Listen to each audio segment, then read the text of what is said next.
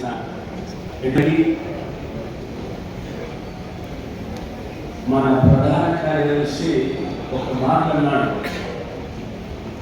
వేదిక మీద చాలా నిలువుగా కనిపిస్తుంది మన యూనియన్ నేతలకు అని చెప్పి.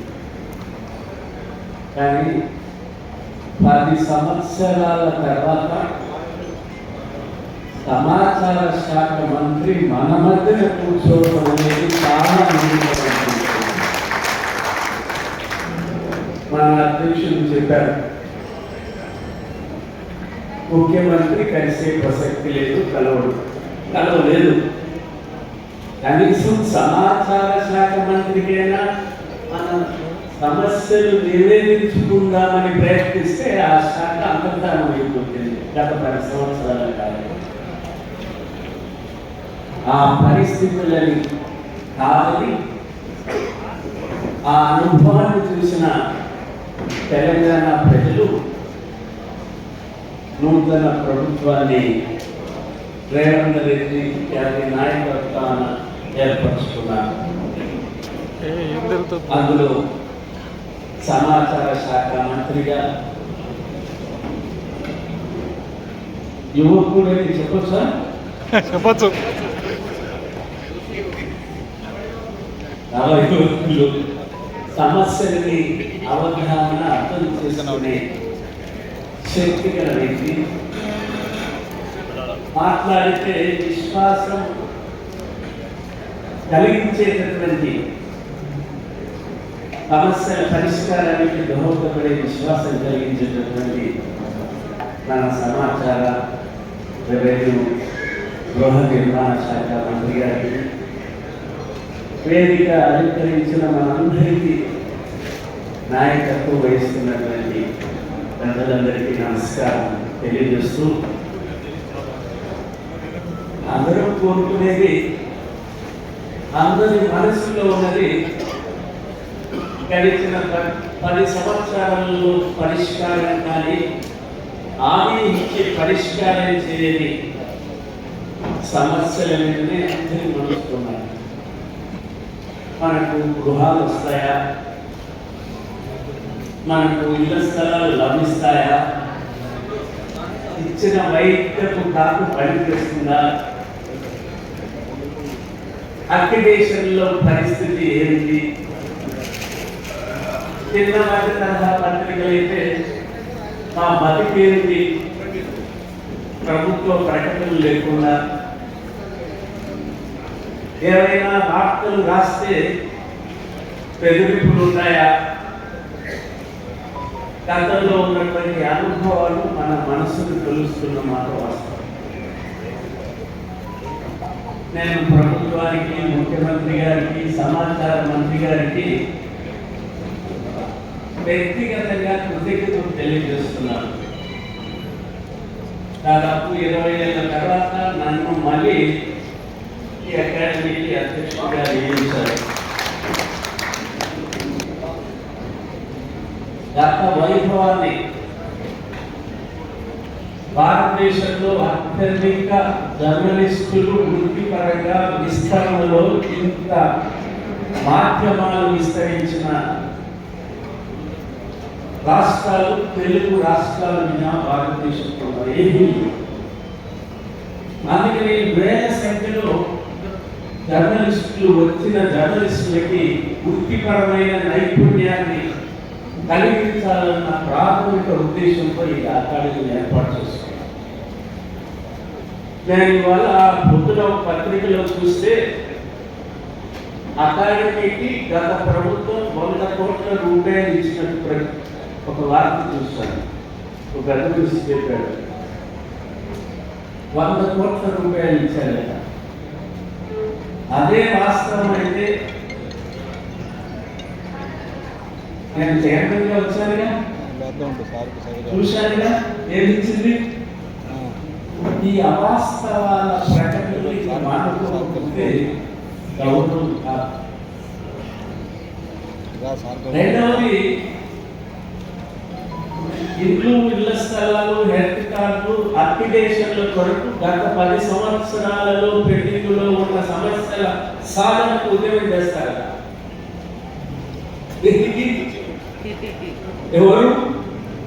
ఎవరు చేయాల్సిందే? పాలాభిషేకాలు మనకు కుదరదు.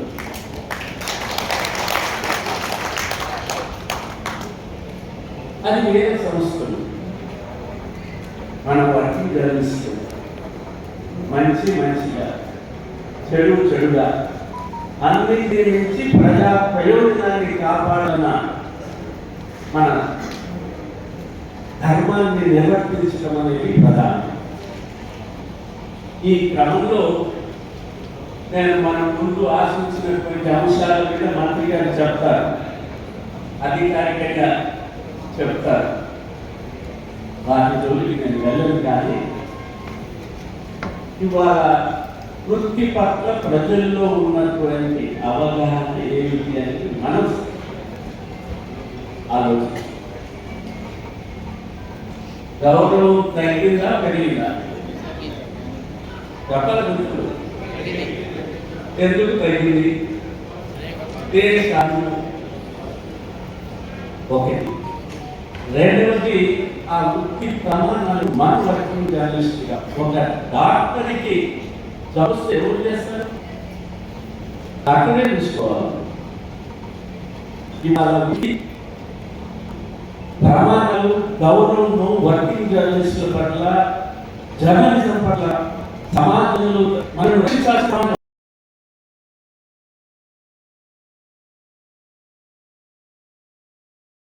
విశ్వాసం కలిగించాల్సిన బాధ్యత మనలో ఉండేది.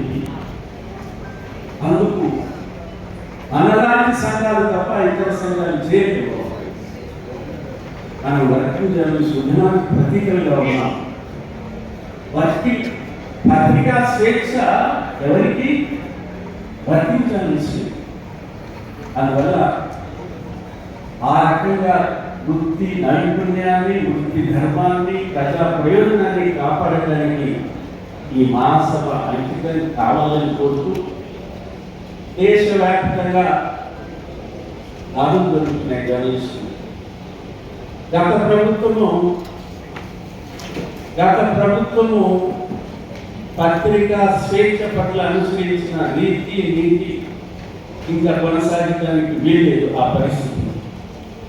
అందువల్ల దేశవ్యాప్తంగా ఒక కేంద్ర ప్రభుత్వం చట్టం తీసుకురావాలని మన ఇండియన్ జర్నలిస్ట్ యూనియన్ చాలా కోరుతుంది.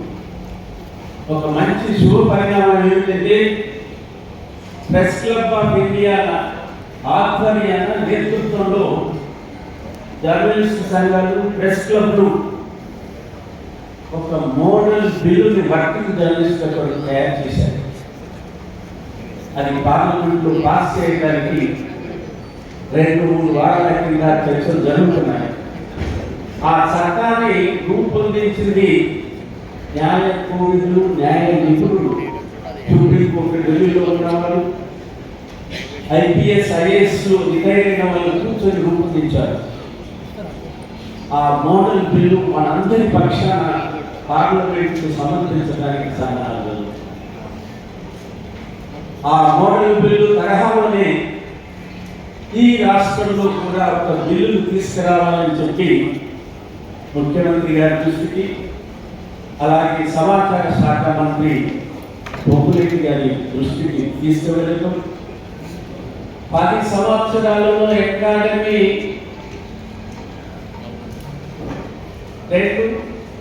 3 సంవత్సరాలే పాలకవర్గం ఉంది, 7 సంవత్సరాలు పాలకవర్గం లేదు. అలాంటి పరిస్థితి ఇప్పుడు ఉండరాదని నేను అకాడమీ చైర్మన్ అయినా వెంటనే ఆ పాలక మండలిని ఏర్పాటు చేయడం, మన వృత్తిపరమైనటువంటి అనేక సంస్థలు, స్టాట్యుటరీ సంస్థలు ఉన్నాయి, tripartite committee, welfare committee, attacks జరిగితే దర్యాప్తు చేయడానికి కమిటీ, వీటిని పునరుద్ధరించడానికి ప్రభుత్వం తప్పనిసరిగా చొరవ చూపుతుందని నాకు ఈ అవకాశం ఇచ్చిన చైర్మన్గా మంత్రి గారిని ఇబ్బంది పెట్టడానికి అప్పుడు అవకాశం ఉంటుందని భావిస్తూ మంత్రి గారి ఈ సభకు వచ్చి నిలుతనాన్ని చేకూర్చి 10 సంవత్సరాల తర్వాత ఒక సమాచార శాఖ మంత్రి జర్నలిస్టుల సమక్షానికి వచ్చి